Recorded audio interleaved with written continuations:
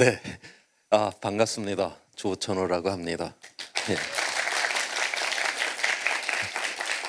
앞에 그냥 노래에 푹 빠져 있다가 그냥 이렇게 올랐는데 잠깐 내가 지금 뭘 하러 올라갔지? 그 정도로 푹 빠져 있었네요.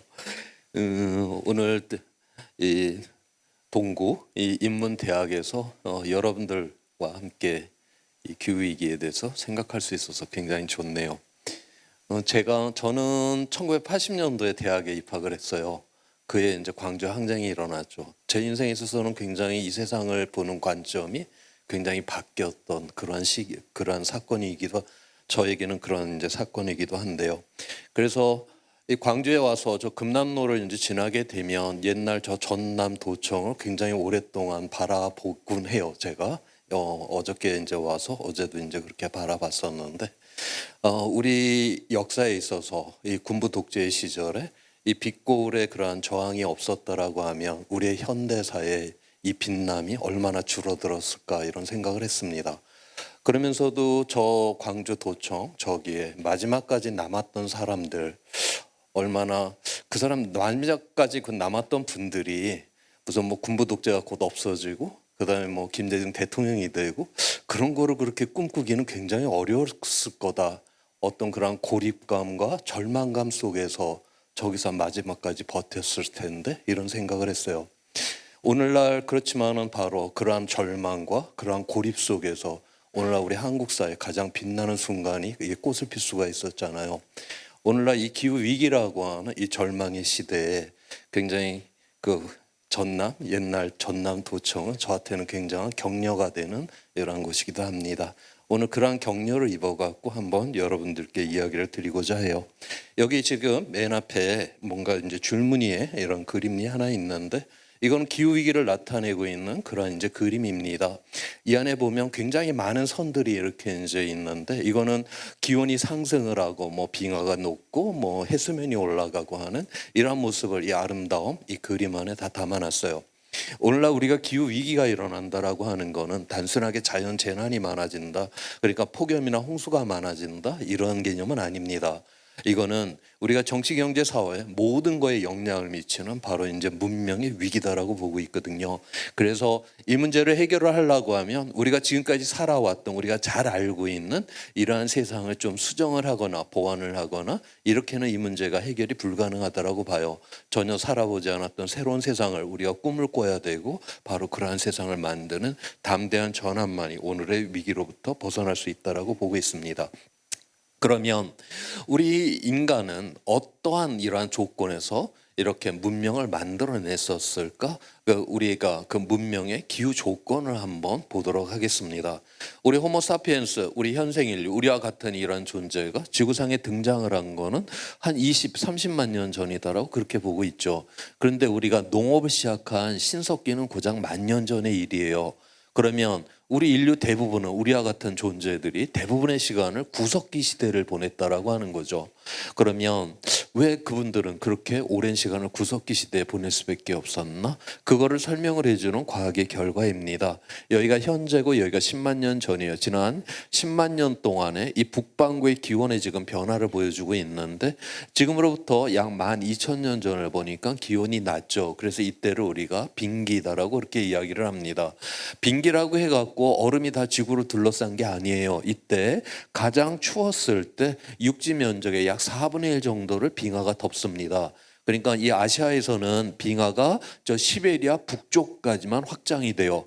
우리 한반도 빙기 때 빙하 구경도 못했습니다. 여기 그냥 생태계 다 있었고 여기다 사람들 그냥 살았다라고 하는 거죠. 근데 이분들이 왜 농사를 안 졌냐? 바로 이게 그 추워서라기보다는 날씨 자체가 너무나도 농사를 지을 수 없는 그런 날씨였다라고 하는 거예요. 그러니까 기온이 이렇게 낮다 보니까 바다에서 수증기가 많이 증발을 안 합니다. 그러니까 구름이 많이 안 만들어지죠. 그러니까 비가 적게 내려. 그래서 지금보다 굉장히 건조했었다라고 그렇게 추정을 합니다. 그다음에 기온의 변동폭이 굉장히 크죠. 이렇게 되면 극단적인 날씨들이 엄청나게 많이 발생을 해요. 오늘날보다 한 10배 정도 극단적인 날씨가 많이 발생했었다라고 추정을 하고 있습니다. 우리 호남 평야에 태풍이 매년 한 10개씩 들어온다. 누가 농사를 짓겠습니까? 허리 아프게 농사를 져놨더니 나달이 서너 개밖에 안 달린다? 인간은 결코 그러한 조건에서는 농사 짓지 않습니다. 그래서 이때는 수렵과 채집이라고 하는 구석기 시절의 생존 방식으로 살 수밖에 없었다라고 하는 거죠. 2만 년 전부터 천문학적인 조건이 변하면서 이제 기온이 올라가기 시작을 했어요. 12,000년 전을 보니까 기온이 많이 올라갔을 뿐만이 아니라 기온이 굉장히 안정화가 됩니다. 기온이 안정하게 됐다는 게 굉장히 중요해요. 저렇게 기온이 안정이 됐다, 기후가 이제 안정이 되니까 저때서야 비로소 우리 인간은 씨앗을 심는 농업이 저때 출현을 했죠. 오늘날 이 80억을 갖다가 먹여 살릴 수 있는 이 방법은 우리가 구석기 시절로 돌아가서 저 수렵채집 동물을 때려잡고 그다음에 달려있는 거 따먹는 이런 식으로다가는 이 80억을 먹여 살릴 수가 없죠. 오직 이건 농업 하나만이 바로 이 80억을 먹여 살릴 수가 있는데, 이러한 기후가 지구의 역사에 있어서 지난 이 12,000년의 이 안정적 기후, 저런 거는 바로 그 전에는 한 번도 없었던 그러한 기후 조건이에요. 그러니까 지금 우리는 지구의 역사에서 굉장히 유일했고 특별했던 이 기후 조건에서 바로 우리의 문명을 만들어냈는데, 그거는 바로 안정한 기후, 농업이 가능한 기후였다라고 하는 건데, 우리 스스로 지금 이 안정하고 농업이 가능했던 이 기후를 무너뜨리려고 하는 여기에 바로 오늘날의 위기가 있다라고 보는 것입니다. 그러면 우리는 이러한 위기를 왜 들어가게 되었나? 옛날에는 인간이 만든 세상이 작았어요. 그 다음에 이 지구는 무지무지 컸고요. 그래서 인간 세상 이 안에서 우리들끼리 뭐 지지고 볶고 전쟁을 일으킨다 해도 이 커다란 지구가 인간의 세상을 좀 보듬어 줄 수가 있었습니다. 그런데 이제는 이게 바뀌어 버려 갖고요, 이 지구보다도 인간이 만든 세상이 더 커져 버리게 됐다라고 하는 거죠. 지구는 물질로 돼 있잖아요. 물질은 유한하죠. 그런데 우리는 우리의 머릿속에는 이 지구에서 무한한 인간의 세상을 만들 수 있을 거다, 우리 그렇게 생각하고 살아가고 있잖아요. 이러다가 진짜로 이 지구의 이 물질적 유한성을 이제는 우리는 넘게 되었다라고 하는 겁니다. 지금 전 세계 평균 경제 성장률이 매년 3%예요. 3%씩 꼬박꼬박 성장을 하게 되면, 우리가 복리로 계산을 하게 되면 약 25년이 지나면 경제 규모가 2배가 됩니다. 3%씩만 성장을 해도요. 우리 그거 별거 아니다라고 생각을 하는데, 자, 3%씩 성장해서 이제 2배가 됐는데, 그거를 순전히 인간의 두뇌하고 인간의 근육의 힘만으로 우리가 2배 더 잘 살 수 있을까? 택도 안 되는 소리입니다. 우리가 2배 더 잘 살게 되었다라고 하는 거는요, 그만큼 더 에너지와 자원을 뺐었다라고 하는 거고, 그만큼 더 온실가스 오염먼지 내뿜고 쓰레기를 갖다 쌓아두었다라는 걸 의미를 해요. 그래서 2000년도로 우리 기준으로 해갖고 꼬박꼬박 3%씩 성장을 한다. 그럼 이제 100년이 지나갖고 2100년이 되면 경제 규모가 20배가 됩니다. 2200년이 되면 370배가 돼요. 2300년이 되면 7000배까지 됩니다. 자, 몇천 배나 더 잘 사는 세상, 그거는 좋은데 그게 그냥 이루어지는 게 아니라 지금보다도 몇천 배나 더 옆에 쓰레기를 쌓아두어야 된다라고 하는 거죠. 지금 인류가 내달려가고 있는 이 길, 이거는 도저히 우리가 도달할 수 없는 그 망상을 향해서 우리는 지금 내달려가고 있다라고 하는 겁니다. 그래서 앞서 이야기를 했듯이 우리는 지구의 이 물질적 유한성을 우리 인간의 세상이 더 이제 넘어서는 이러한 상황까지 되어버렸어요. 이렇게 되게 되면 어떤 일이 일어나냐? 바로 우리가 숨쉬는 공기, 마시는 물, 먹는 식량, 우리의 삶의 거주지가 지구로부터 공격을 받게 되는 이러한 상황에 도달한다고 보고 있어요. 바로 이거를 오늘날 지구의 위기다라고 부르고 있고, 그 대표적인 현상이 바로 기후 변화를 통해서 우리에게 드러날 것이다라고 보는 것입니다. 그 기후 변화에 대한 이제 이야기인데요. 지난 이제 2000여 년간 지구의 평균 기온이 변화된 모습을 여기 지금 보여주고 있습니다. 지금 여기 검은 실선으로 되어 있는 거는 이산화탄소의 농도를 지금 나타내고 있어요. 산업혁명 이후에 우리가 화석연료를 많이 태웠죠. 거기서 이산화탄소가 많이 나왔고, 그래서 이산화탄소 농도가 엄청나게 빠르게 이제 증가를 했어요. 이와 함께 바로 기온도 빠르게 이제 증가를 했습니다. 로켓 쏘아올리듯이 뭐가 팍 하고 올라갔는데 몇 도가 올라갔나 봤더니 지금 1도가 올라갔어요. 우리는 1도 위험으로 느끼는 온도는 아니죠. 저거는 하루의 변화라든가 계절의 변화의 그런 온도 변화가 아닙니다. 지구의 평균 기온이 지금 1도가 상승되었다라고 하는 거거든요.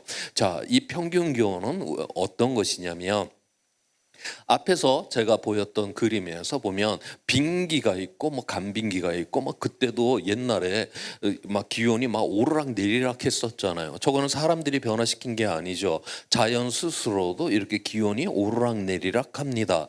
저때 기온이 상승할 때 가장 빠른 속도로 우리가 계산을 해보면 자연에서는 지구 평균 기온이 1000년에 1도가 상승하는 게 가장 빠른 속도예요. 그런데 우리 사람들은 지금 화석연료를 태워갖고 지금 100년 만에 지금 1도를 상승을 시켜놔 버렸습니다. 그러니까 자연에서 가장 빠른 속도보다 지금 10배나 빠르게 지금 기온을 상승시키고 있다라고 하는 거죠. 이렇게 되게 되면 어떤 일이 일어나냐? 이게 지구가 기후가 균형을 딱 이렇게 맞추고 있었는데 이게 지구가 확 가열이 확 일어나게 되니까 이 균형이 이제 막 무너지게 돼요. 무너지게 되면서 바로 불안정해지면서 극단적인 날씨가 엄청나게 지금 증가를 하고 있습니다. 이 그림은 지난 전 세계에 이제 발생했던 극단적인 날씨의 지금 개수를 지금 보여주고 있는데 1980년도에는 전 세계적으로 약 200개 정도의 극단적인 날씨가 이제 발생을 했었어요. 그러던 게 지금 최근 들어오니까 지금 900개를 지금 돌파를 하고 있습니다. 우리가 지구 평균 기온은 고작 지금 1도가 상승을 했는데요. 극단적인 날씨는 지난 40년 동안 지금 4배나 증가를 했다라고 하는 거예요. 처음에는 조금씩 이렇게 증가를 했는데 2000년 이후에는 이 증가율이 굉장히 지금 빠르죠. 오늘날 우리가 온실가스 배출량을 줄이지를 않으면 이러한 극단적인 날씨가 더욱더 빠르게 이제 증가를 하는, 이러다 보면 결국 우리가 농업도 할 수가 없는 이러한 상황까지 처하게 된다. 바로 이것이 바로 이제 기후 위기고, 그로 인해서 또 문명도 무너질 가능성이 있다라고 그렇게 보는 것입니다. 자, 제가 지금까지는 이제 과거에서 현재까지 이제 기후의 변화를 이제 이야기를 했고, 이제 미래 이야기를 한번 해보도록 할게요. 이거는 최근에 나온 IPCC 6차 보고서의 이제 결과를 보여주고 있는데, IPCC는 어떤 곳이냐?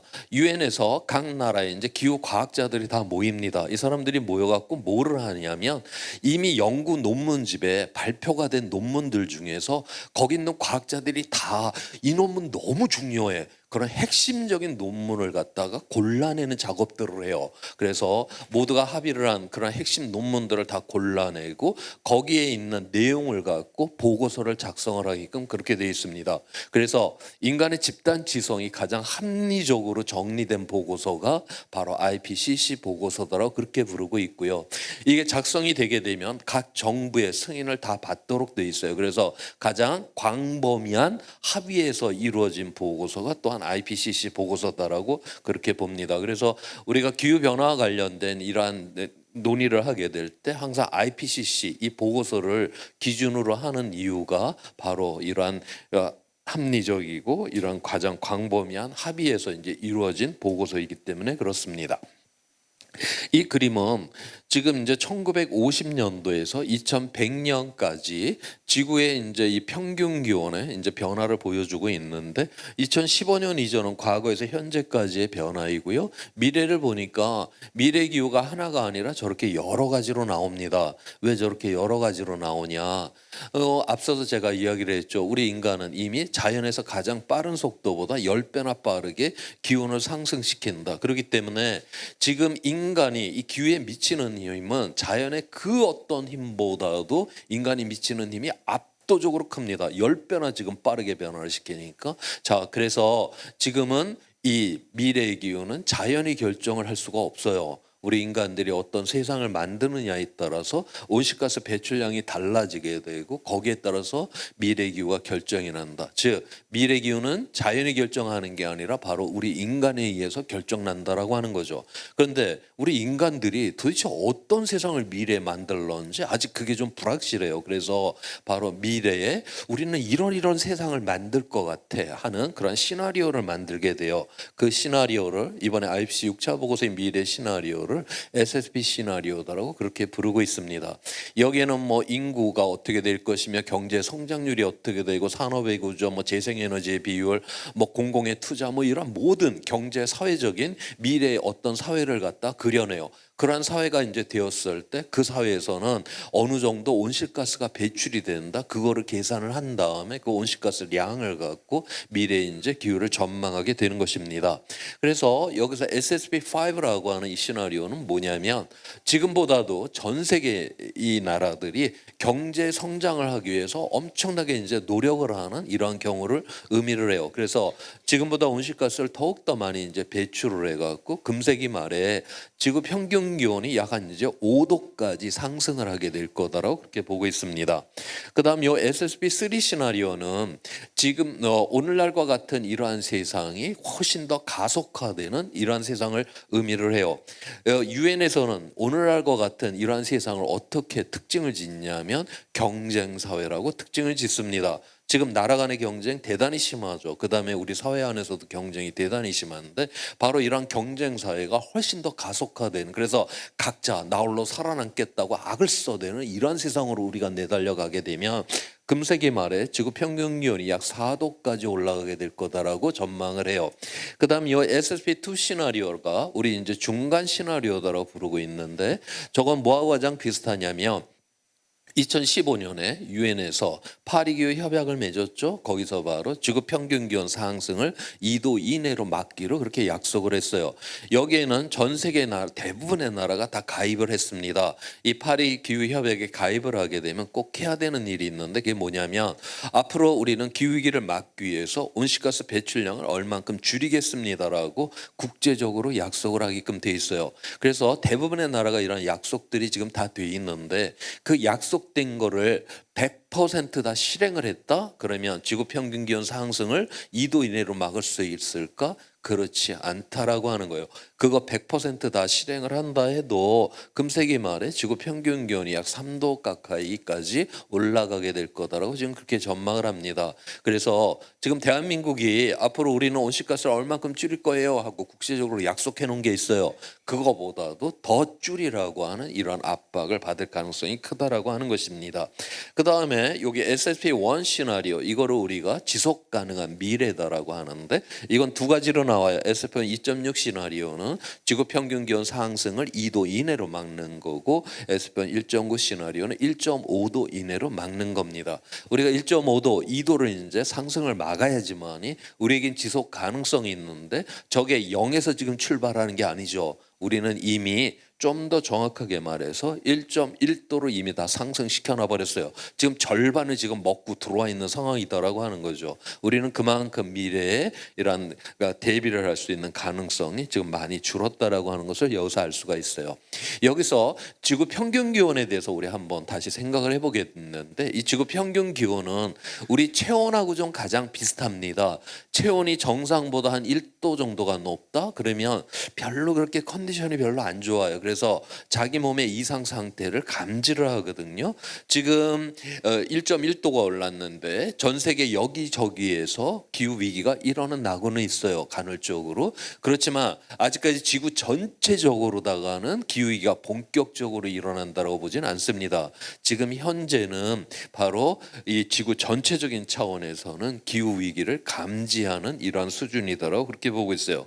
자, 그런데 여기에서 이제 1도가 더 올라서 산업혁명 이후 이제 2도 이상 상승을 하게 되었다. 이렇게 되게 되면 이때부터는 파국적인 위험에 빠지게 될 거다라고 그렇게 이제 전망을 합니다. 우리가 체온이 정상보다 한 2도 이상 높다. 그러면 머리가 빠개지게 아프고 온몸이 이제 후들후들 거리죠. 그래서 우리가 뭐 공부를 하거나 이 일을 도저히 할 수 없는 이러한 상황에 이제 빠지게 됩니다. 그래서 약 먹고 가서 누워 있어 버려야 되는 이러한 상황. 이게 바로 지구 평균 기온 상승 이제 2도 이상에 올라가는 그런 상황이 될 거다라고 하는 거고요. 그다음에 우리가 체온이 정상보다 한 3도 정도가 높아졌다. 그러면 삶과 죽음을 오락가락 하잖아요. 우리가 지구 평균 기온이 한 3도까지 2도까지 올라갔다 그러면 문명의 붕괴로 지금 들어가게 될 거다라고 그렇게 지금 전망을 하고 있습니다. 여기에서 그러면 이 2도라고 하는 거를 제가 앞서서 2015년에 파리기후 협약을 통해 갖고 저거를 막기로 했는데 그러면 그 뭘 기준으로 했냐? 그 2년 전인 2013년도에 IPCC 5차 보고서가 발간이 돼서 나와요. 이때 전 세계 이제 기후과학자들이 지구 평균 기온 상승이 2도 이상 올라가게 되면 우리는 이제 저렇게 파국적 위험에 빠지는 거야. 이런 이제 합의를 했고요. 2년 후에 정책 결정자들, 외교관들이 모여서 바로 파리 기후 협약을 맺어서 각 나라 보고 온실가스를 좀 줄이라고 하는 이러한 합의를 이제 보게 된 것입니다. 자, 그런데 저 IPCC 5차 보고서가 나올 때 저때 이미 2000그러니까 10년대 초반이죠. 10년대 초반에 저기 뭐 태평양이라든가 저 인도양이라든가 이런 섬나라들이 해발이 굉장히 낮아요. 그런 나라들이 뭐 해일이 한번 들어오고 이러면은 이미 나라가 섬나라가 다 침수를 당하고 이런 일들을 이미 당하고 있었습니다. 그래서 이런 섬나라들이 굉장히 항의를 해요. 야, 2도까지 올라가면 이 우리나라는 없어지는데 뭔 소리냐? 저 2도에서 막는 게 아니라 훨씬 낮은 온도에서 좀 이건 막아야 된다라고 이러한 섬나라들이 강력한 항의를 합니다. 그래서 2018년도에 인천 송도에서 이 IPCC 특별총회를 갖다가 이제 다시 열게 돼요. 다시 열어갖고 이때 이제 새로 모아진 연구 결과를 이제 분석을 해보니까 그 회의에서 바로 이제 1.5도를 넘으면 위험하다라고 하는 게 그 회의에서 합의를 보게 됩니다. 그 다음에 저 1.5도를 막기 위해서는 2050년까지 탄소 중립에 도달을 해야 된다는 것도 저 회의에서 합의를 보게 돼요. 그래서 오늘날 우리 대한민국에서 탄소 중립이라는 이러한 용어를 우리가 많이 듣고 많이 지금 보고 있잖아요. 그거는 바로 2018년 인천 송도에서 있었던 IPCC 특별총회 합의 결과에 대해서 우리가 따라가겠다라고 했기 때문에 바로 탄소 중립이라는 용어를 우리가 많이 접하게 되었습니다. 여기 지금 제가 5가지 미래 이제 시나리오를 이제 이야기를 했는데 그러면 저 5가지 중에 어느 쪽으로 갈 가능성이 가장 많을까? 지금 전 세계적으로 이 재생에너지 전환이 굉장히 지금 빠르게 지금 일어나고 있어요. 그래서 이렇게 극단적으로 4도, 5도까지는 올라갈 것 같진 않아. 지금 그렇게 전망을 하고 있고요. 그렇다라고 해갖고 지금 현재 상황에서 우리가 또 다른 특단의 조치를 취하지를 않는다라고 하면 이렇게 1.5도나 2도도 막을 수가 없다라고 그렇게 보고 있습니다. 그래서 지금 현재 추세로 가게 되면 이 SSP2 시나리오를 지금 따라갈 가능성이 가장 높다라고 그렇게 보고 있는데 저 SSP2 시나리오를 따라가는 경우 1.5도는 언제쯤이면 넘냐? 예, 2030년대 1.5도는 돌파를 하게 됩니다. 2도는 언제쯤이면 넘냐? 2050년대에는 돌파를 하게 될 거다라고 그렇게 보고 있어요. 그래서 이 기후위기라고 하는 게 우리와 상관없는 우리의 먼 훗날에 우리의 후손들이 당하는 문제가 아니라 지금 바로 우리 살아있는 사람들이 바로 이 기후의 위험에 지금 이 시간 안으로 우리는 지금 들어가고 있다라고 하는 것을 여기서 알 수가 있습니다. 자, 그런데 우리 인간의 이제 역사를 보게 되면 있잖아요. 뭐 온갖 자연재난, 온갖 뭐 감염병, 전쟁 많이 죽을 때는 한 번에 막 수천만 명씩도 그렇게 이제 죽어나가 버렸거든요. 물론 그거를 당했던 사람은 대단한 비극이긴 하죠. 그렇지만은 인류 전체 차원에서는 그러한 위험들을 하나하나 극복을 하고 또 극복하는 과정에서 더 나은 세상도 이제 만들어냈습니다. 다시 말해서 우리가 그게 아무리 비극적인 위험이었더라 해도 인류 전체 차원에서는 다 회복이 가능한 위험이었다라고 하는 거죠. 그런데 이 기후위기는 지금까지 인류가 경험했던 그 모든 위험과 질적으로 전혀 다른 게 있는데 그게 바로 회복 불가능성이다라고 하는 겁니다. 바로 그 이야기예요. 제가 앞서서 지난 12,000년 동안 이 안정적 기후 조건, 이 기후만이 오직 이 농사를 지을 수 있고 이 80억을 먹여 살릴 수 있는 이 기후 조건, 이거를 바로 지질시대의 이름으로다가 홀로세라고 그렇게 부르고 있어요. 그런데 우리가 산업혁명 이후에 화석연료를 태우면서 이 홀로세의 이 안정적 기후가 조금씩 이제 벗어나기 시작을 했습니다. 지금까지 왔던 이대로 우리가 훅 내달려가면 이 찜통의 지구라고 하는 저 계곡 속에 쏙 들어가 버릴 거다라고 하는 거예요. 우리가 뭐 우리 사회가 이러한 이제 위험이 없는 사회였으면 좋겠죠. 그런데 어떻게 위험이 아무것도 발생하지 않는 사회, 그런 사회는 존재하지 않습니다.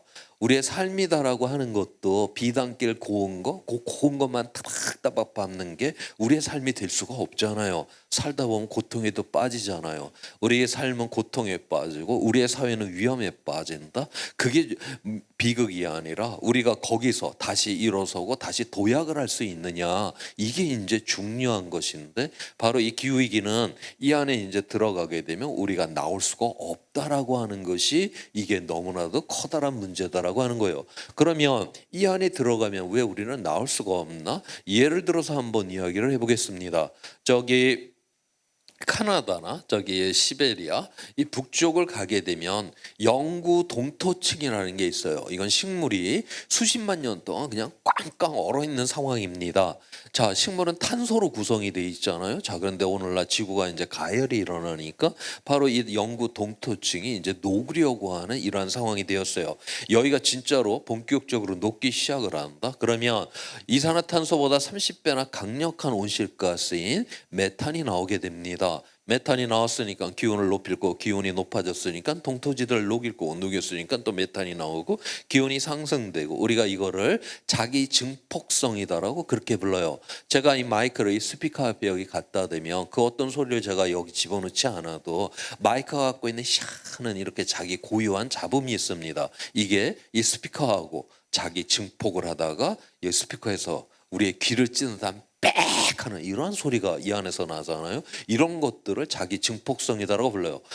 마치 이거는 그 우리가 사람이 배출하는 온실가스하고는 아무 상관없이 지구가 자기 스스로 자기 증폭적으로다가 바로 이렇게 기온을 상승시킬 수 있다라고 하는 겁니다. 그러면 이렇게 자기 증폭적인 요소가 동토지대 하나만 있냐? 지금 기후과학자들이 찾아놓은 것만 해도 지금 10가지 이상이 넘습니다. 그래서 이 지구에는 지뢰처럼 여기저기에 지구 스스로 자기 증폭적으로 기후를 변화시킬 수 있는 요소들이 여기저기에 지금 이제 묻혀져 있다라고 하는 것이에요.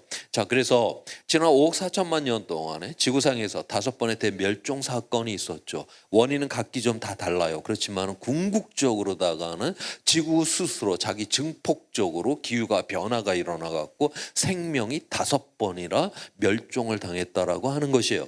그래서 우리는 이 지구하면 뭐 어머니와 같아서 생명을 풍요롭게 만드는 거 그렇게 배웠고 그렇게 알고 있죠. 우리 하나 더 알아야 됩니다. 지구는 대멸종의 이러한 능력을 갖고 있다라고 하는 거예요. 그래서 우리가 기후 위기를 일으킨다라고 하는 거는 바로 지구의 대멸종의 이 능력이 깨어나오도록 우리 스스로 그냥 방아쇠를 당겨버리는 것, 이것이 바로 오늘날 인간에 의한 기후 위기이고 이로 인해서 우리는 회복 불가능의 위험으로 들어간다라고 하는 거죠. 자, 그래서 여기 안에 들어왔는데 그러면 우리는 저기서 왜 스스로 이제 나올 수가 없느냐? 바로 이제 자기 증폭적인 이런 이제 변화가 일어나기 때문에 그러는데, 이 안에 들어와 갖고 봤더니 물이 부족하고 식량이 부족하고 우리가 먹을 게 부족하다. 그럼 이 세상은 정말 지옥, 아수라장이 되는 거죠.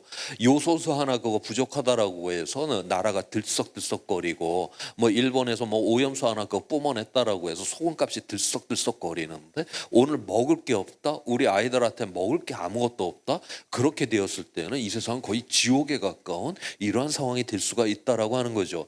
우리가 아무리 화려한 휴대폰을 만들어내고 아무리 정교한 반도체를 만들어낸다 해도 우리는 먹지 않으면 우리는 이 문명은 뭐 끝장나는 거 아닙니까? 우리는 반도체를 씹어 먹을 수 있는 이러한 존재가 아니다. 우리는 밥을 먹어야 되는데 바로 이 기후위기는 우리의 그 밥을 갖다가 지금 공격을 한다라고 하는 것이죠. 여기 들어와서 왜 이렇게 비참한 상황이 되었을까? 그래서 봤더니 우리 화석연료 태우다가 이 모양 이 꼴이 되었구나. 야, 여기 들어와서 우리 화석연료 이제부터 태우지 말아야지. 들어와서 그런 거 아무리 열심히 해봤자 소용이 없다라고 하는 거예요.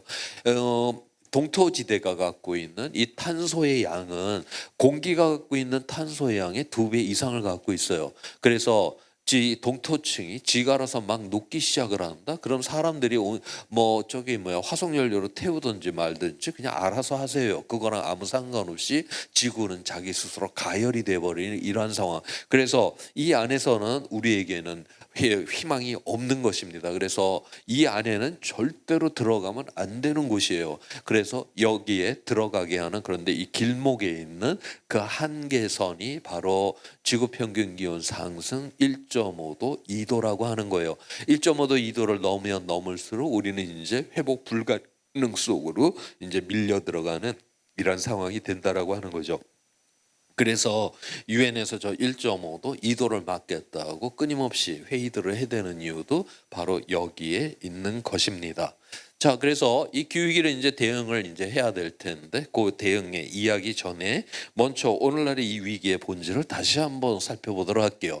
먼저 우리 사회 경제가 지난 수십 년 동안 굉장히 빠르게 이렇게 성장을 했잖아요. 근데 우리는 뭘 갖고 이렇게 빠르게 성장을 했냐? 바로 화석 연료를 태워서 바로 화석 연료 기반의 문명을 만들었기 때문에 이렇게 빠르게 성장을 할 수가 있었습니다. 화석 연료를 갖다가 그래서 많이 태우다 보니까 온실가스 배출량이 엄청나게 이제 많아졌고, 그 온실가스가 결국 기후 변화를 일으켰는데, 그로 인한 이 위험이 우리가 힘들게 만들어 이 사회 경제를 지금 무너뜨리려고 하는 이런 상황이 되었다라고 하는 거죠. 그래서 지금까지 살아왔던 대로 그냥 열심히 이렇게 살다 보면 결국 문명의 붕괴로 끝장날 수밖에 없다라고 하는 겁니다. 그래서 지금까지의 이러한 우리의 삶의 고리를 이제 끊어내버려야 되는 이런 상황이 되었죠.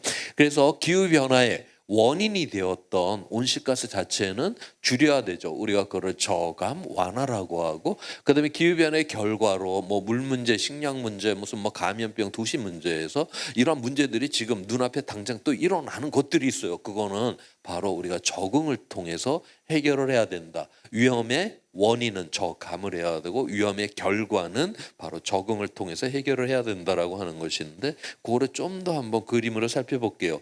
근본적으로 위험 자체를 줄여버려야 됩니다. 우리가 이거를 저감이라고 했고, 그 다음에 우리 사회에서 위험이 전혀 없는 제로인 사회는 우리가 만들 수가 없어요. 위험은 발생할 수밖에 없는 것이지만, 바로 우리의 사회적 역량을 키워서 이 위험이 우리의 통제 아래 항상 두도록 하는 거, 이거를 바로 적응이다라고 그렇게 부르고 있어요. 그래서 위험의 원인은 저감을 해야 되고, 위험의 결과는 우리의 통제하도록 두는 바로 적응을 통해서 해결을 해야 된다라고 하는 겁니다. 이 중에서 이 저감과 관련된 이야기를 중점으로 한번 해보도록 하겠습니다. 그 전에 오늘날의 이 위기 자체를 갖다가 이제 극복을 하기 위해서 앞서 제가 2015년에 파리기후 협약을 맺었다라고 했는데, 그 내용이 뭐냐면 앞서 제가 계속 강조를 했던 온실가스 배출량 자체를 갖다가 이제 줄이자라고 하는 저감이 하나가 있고요.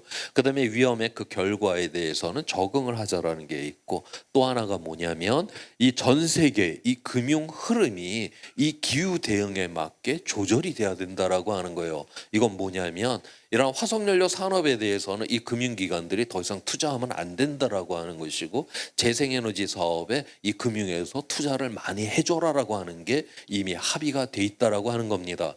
아직 이게 파리기후 협약은 자발적이에요. 강제성이 없기 때문에 이거를 갖다 제대로 지키지는 않고는 있지만, 국제적인 합의 속에서는 화석연료 산업은 투자하지 말아라, 그다음에 재생에너지는 투자하라라고 이렇게 돼 있다. 그래서 이미 이 합의문 안에는 바로 오늘날 우리의 이런 시장 경제 시스템의 영향을 이제 서서히 미치기 시작을 했다라고 하는 겁니다.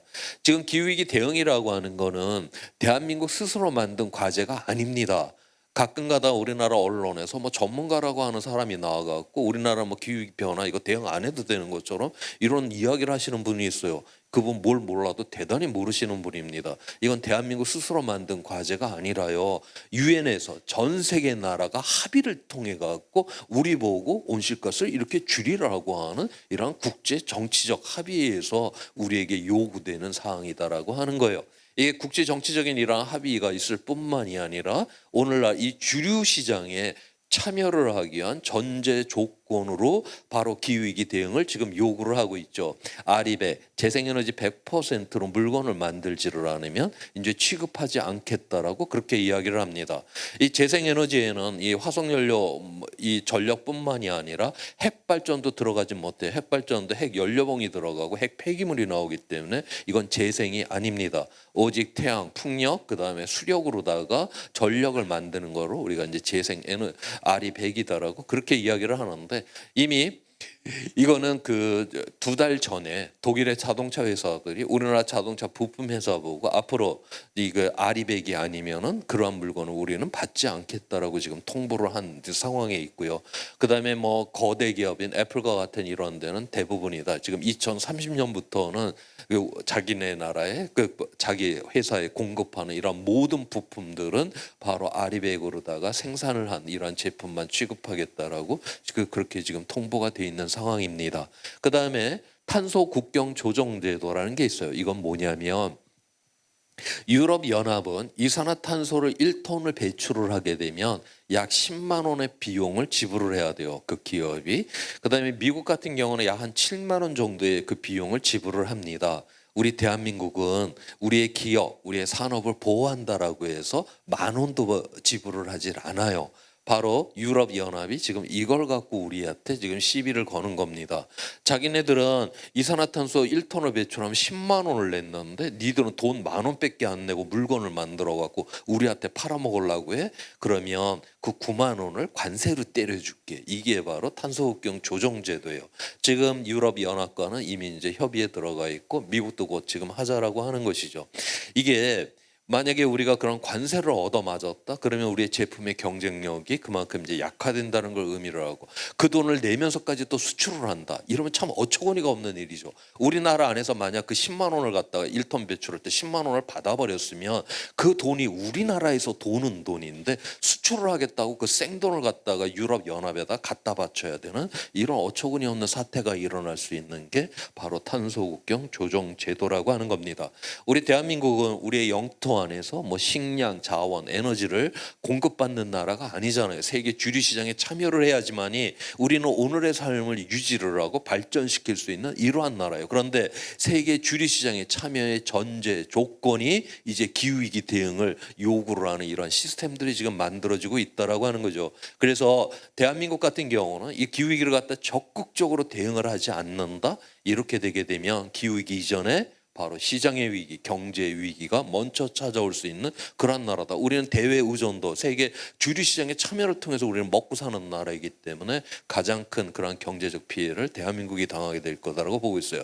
다시 말해서 대한민국은 기후 위기 이전에 먹고 살기 위해서라도 우리는 기후 위기를 갖다 적극적으로 지금 대응을 해야 되는데 지금 우리의 수준은 오히려 거꾸로 기후 깡패라고 하는 이러한 소리를 들을 정도로 전혀 기후 위기를 제대로 대응하지 않는 이러한 나라에 속했다. 우리는 여기서 느껴야 되는 거는 기후 위기 이전에 먹고 사는 게 힘들어지겠구나. 우리가 그거를 지금 걱정을 해야만 하는 이러한 상황이다라고 하는 겁니다.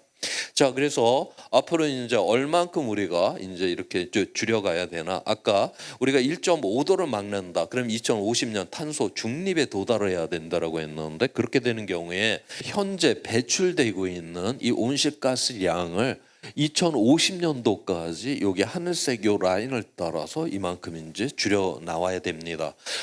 굉장히 이제 많이 줄여야 되는데 그런데 2050년이면 약 지금으로부터 한 30년 후잖아요. 그러니까 지금부터 연구 개발해 갖고 우리가 뭐 에너지 전화, 에너지 효율 뭐 여러 가지들을 지금부터 열심히 이제 준비를 해 나가야 되겠죠. 자, 그런데 이게 2050년 목표만이 있냐? 그렇지가 않아요. 이 유엔에서 또 중간 목표를 하나 딱 걸어놨습니다. 그게 2030년까지 바로 이제 요만큼을 줄여야 된다라고 하는 건데 그거는 현재 배출되고 있는 거를 2030년까지 43%를 이제 줄여야 된다라고 하는 거예요. 2030년이면 지금 7년밖에 남지 않았잖아요. 어떻게 이거 7년 안에 저 43%를 줄이나? 그다음에 이 7년은 지금 연구 개발하고 뭐 해갖고서 이게 대응할 수 있는 그 시간도 아닙니다. 저거는 이 7년은 지금 현재 우리 인류가 갖고 있는 이러한 기술적인 능력으로 이 문제를 지금 해결을 해야 돼요. 그래서 이번에 IPCC 6차 보고서에서는 현재 인간이 갖고 있는 이런 기술적 능력으로 과연 2030년까지 얼마나 줄일 수가 있나? 그거를 또 계산을 해놨어요. 각 부분별로다가 줄일 수 있는 이산화탄소의 양을 지금 다 여기 지금 나타냈습니다. 저희 칼라로 표시된 거는 그 비용을 의미를 해요. 그래서 파란색은 투자한 것보다 이익이 있을 것이다라고 하는 거고 빨간색이 진하면 진할수록 비용이 굉장히 높다라고 하는 것을 의미를 하고 있어요. 여기서 우리가 이산화탄소를 1톤 코스톤을 줄일 때 $100 미만의 기술만을 이렇게 차곡차곡 모아갖고 다 더해 봤더니 현재 우리 인류가 배출하고 있는 온실가스의 절반을 줄일 수가 있다라고 지금 그렇게 계산이 나왔습니다. 그러니까 우리는 현재 우리가 갖고 있는 이런 기술적 능력, 그 다음에 이러한 돈을 갖고서는 저 기후 위기를 갖다 대응할 수가 있다라고 하는 것이죠. 그러면서 이 보고서에서 뭐라고 돼 있냐면 우리가 장애물이 있기 때문에 이러한 새로운 세상을 가기가 지금 어려운 상황이다. 그 장애물이 뭐냐면 이러한 기득권의 정치, 경제 세력들이 바로 이러한 새로운 세상을 가는 거를 막고 있기 때문에 가기가 어려운 것이지 우리 인류가 갖고 있는 기술이나 돈이 모자라 갖고 저렇게 우리가 탄소 중립에 도달 못하지는 않을 것이다라고 IPCC는 보고 있어요. 그러면서 지금 현재 이러한 변화들이 굉장히 지금 빠르게 일어나고 있다라고 하는 이러한 결과도 또한 보여줍니다.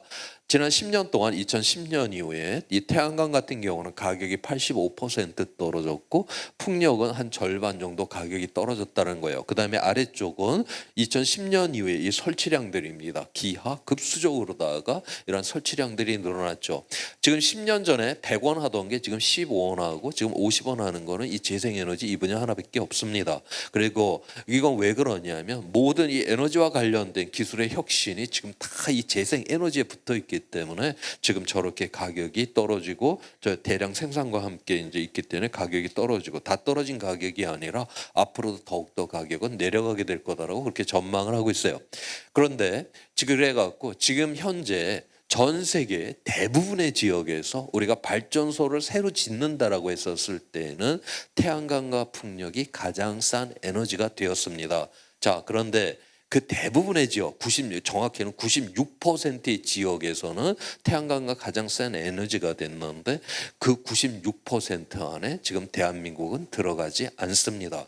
아시다시피 우리 대한민국은 뭐 재생에너지 하면 큰일이 나는 것처럼 정치가 언론 뭐 이런 데서 너무나 떠들어대다가 OECD 국가 중에 가장 후진적인 재생에너지의 나라가 바로 대한민국이 되어버렸다라고 하는 것이죠.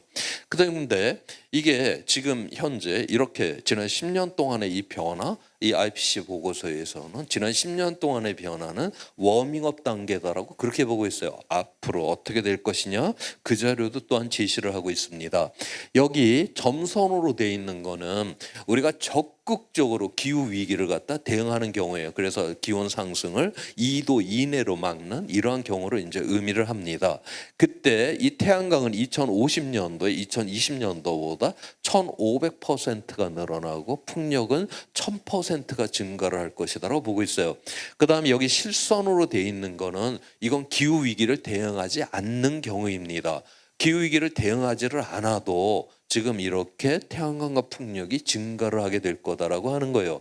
제가 앞서 이야기를 했죠. 이미 전 세계 대부분의 지역에서 새로 짓는다면 이미 태양광과 풍력이 가장 싼 에너지가 되었다. 이제는 기후변화 상관없이 이게 싸기 때문에 사람들이 바로 태양광과 풍력을 선택을 하는 이런 세상이 된다라고 하는 거죠.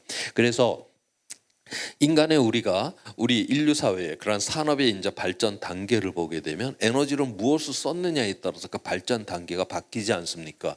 나무를 태우냐, 석탄을 태우냐, 석유를 태우냐, 가스를 태우냐. 이제 미래의 새로운 산업은 바로 재생 에너지를 이제 기반으로 한 새로운 산업이 이제 등장할 것이기 때문에 바로 이제 저 재생 에너지로의 이런 재편들이 일어나게 될 거다라고 그렇게 보고 있어요. 자, 여기서 우리나라 같은 경우는 그런데 뭐 여러 가지 이제 이유들을 대면서 이제 재생에너지를 하면 안 되는 이런 이제 상황이 되었는데 여기서 그 서유럽 국가 중에 우리처럼 이 제조업이 기반으로 한 나라인 한번 독일하고 한번 좀 비교를 해보도록 하겠습니다. 독일은 올해 이미 재생에너지로 전력 생산이 50%를 돌파를 했어요. 독일은 땅값도 비싸고 인건비도 비싸기 때문에 상대적으로 재생에너지가 좀 비싼 나라에 속합니다. 그런데 쟤네들은 저렇게 비율을 갖다 지금 높이 올려놨다라고 하는 거죠. 독일 사람들은 인류애가 넘쳐나서 이 기후위기를 대응하기 위해서 저렇게 비용도 많이 드는데 저렇게 재생에너지를 늘려놨을까?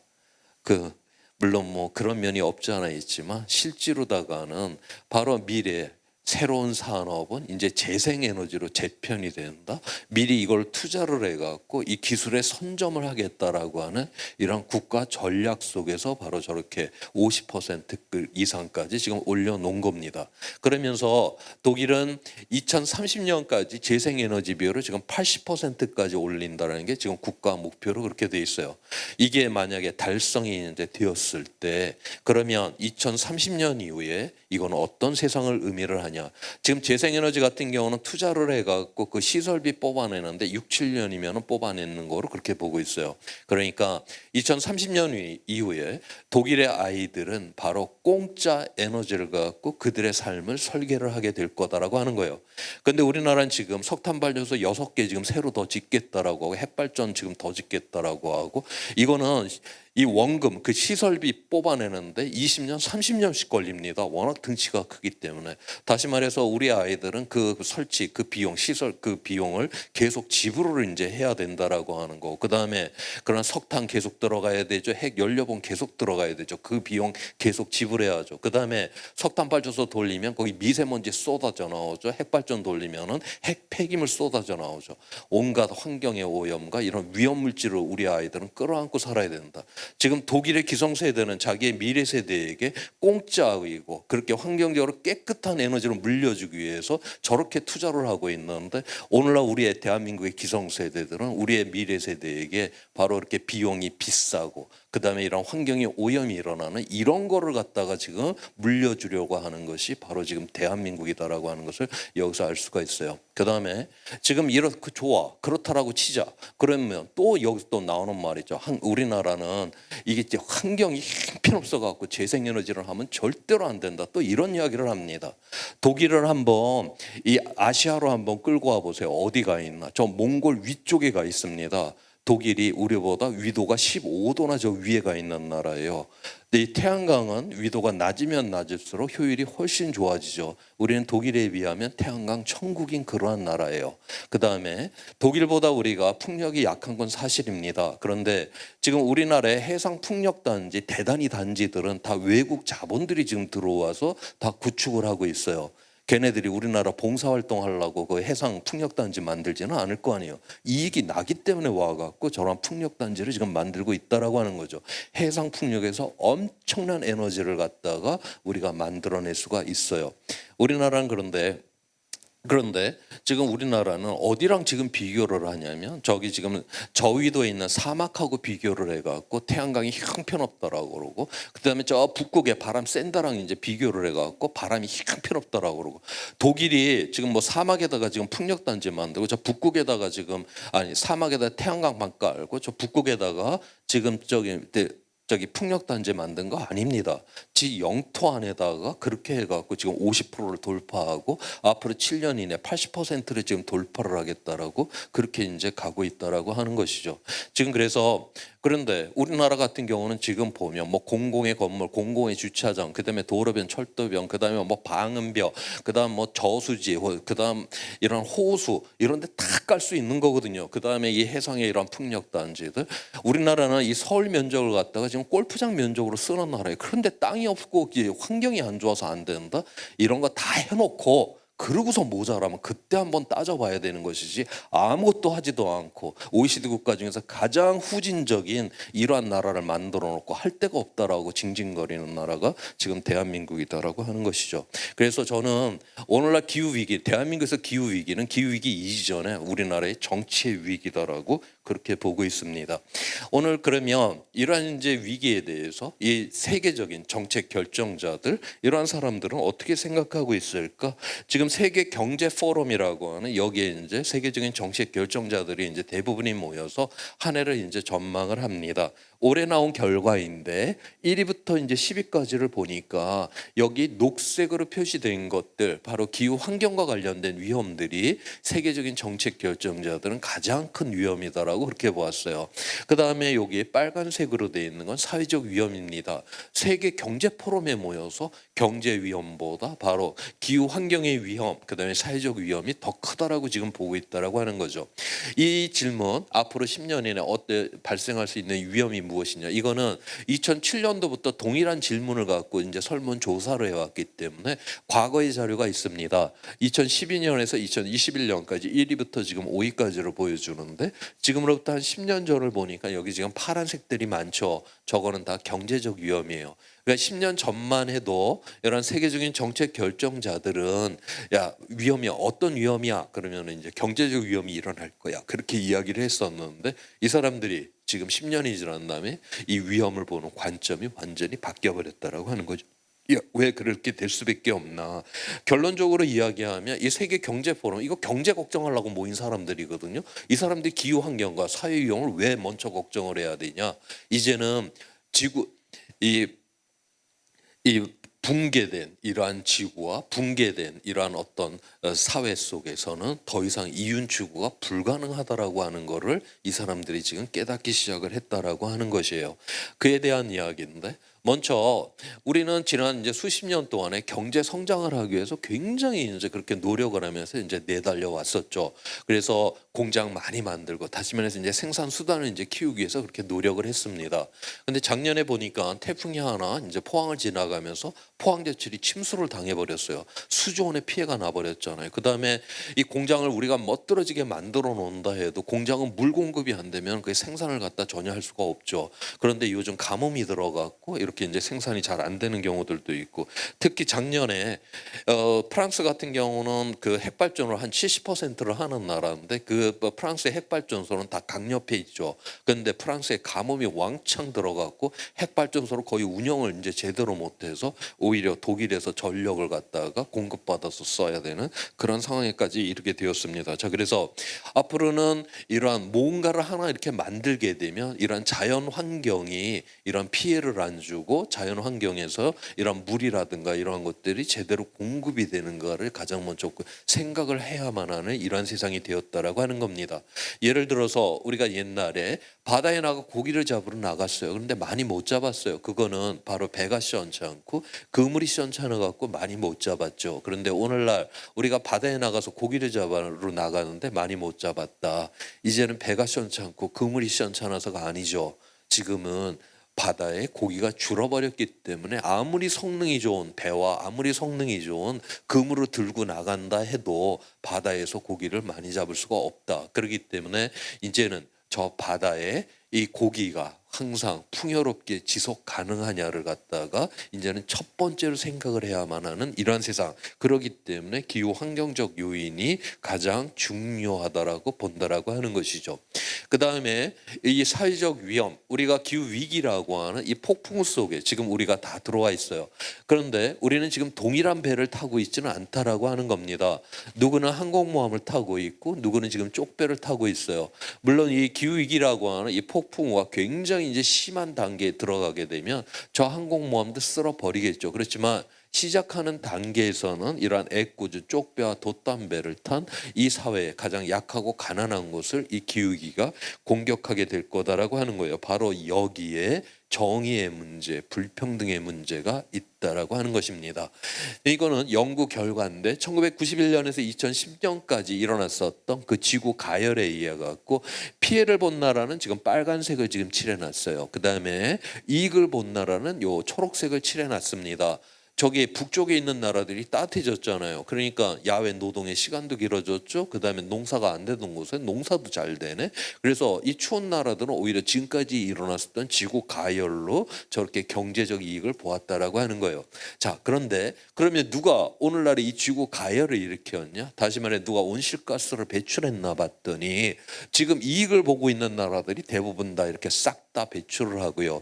지금 피해를 보고 있는 나라들은 대부분 온실가스 배출하고 상관이 없는 이러한 가난한 나라들이 지금 기후 위기로 지금 고생을 하고 있다라고 하는 겁니다. 대단히 불평등하다라고 하는 거, 정의롭지 않다라고 하는 거를 바로 이 연구 결과에서 보여주죠.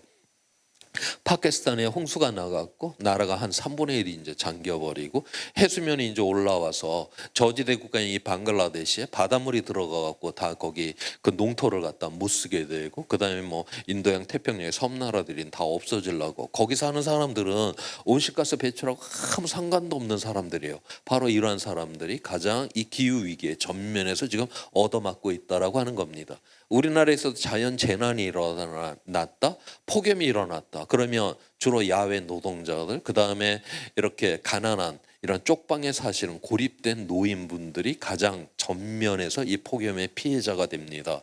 그 다음에 우리나라에서 또 홍수가 나왔다 그러면 뭐 산비탈이라든가 그 다음에 하천의 저지대에 사는 우리 사회 가장 약한 자들이 바로 이 피해 전면에서 얻어맞게 되는 것이죠. 그래서 오늘날 이러한 자연의 재해가 바로 굉장히 정의롭지 않고 불평등하다라고 하는 것을 여기서 알 수가 있는 것입니다. 자, 그러면 부자 나라, 부자는 괜찮을까? 이렇게 폭풍 해일이 밀려오는데 홀로 이렇게 높은 담을 쌓아놓고 저렇게 살아가는 저게 과연 안전할까?